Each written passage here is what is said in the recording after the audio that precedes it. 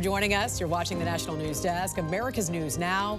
I'm Jan Jeffcoat. It's Wednesday, August 13th, and we're following several major developing stories for you this morning, including the latest in Austin, Texas, where Democrats are expected to return after leaving the state, refusing to do their jobs.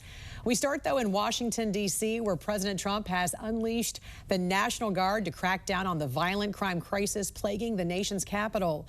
Mark Boyle is following the latest on that for us this morning. And Mark, we know troops are on the ground in D.C. as we speak, right? From the National Guard, they left and they moved into the National Mall area. We've seen that, Jan. And also new from overnight, this is some brand new video. This is in Georgetown. So we are seeing these agents all across the city. The number of arrests so far, well over 24 at this point. We expect that number to go up with new updates from the White House later this morning.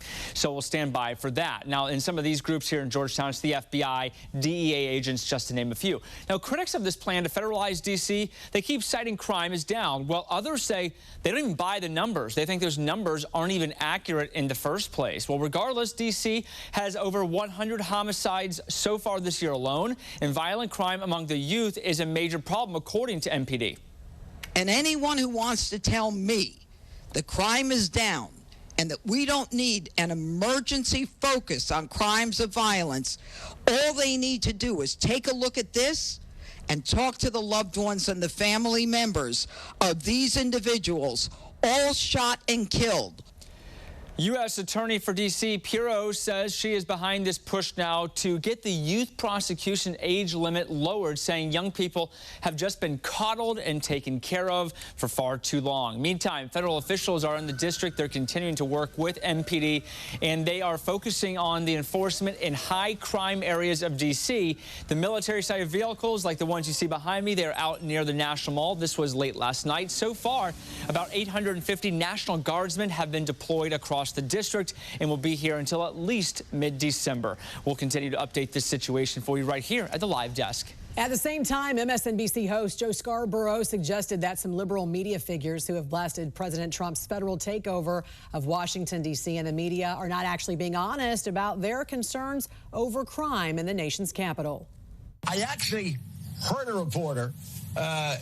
from a reporter when this happened going, well, you know, if he doesn't overreach, this is actually a good thing for quality of life, et cetera, et cetera, et cetera, because D.C. right now, I had this happen to my family and I had that, and they go down the list, and then saw him tweet something completely different.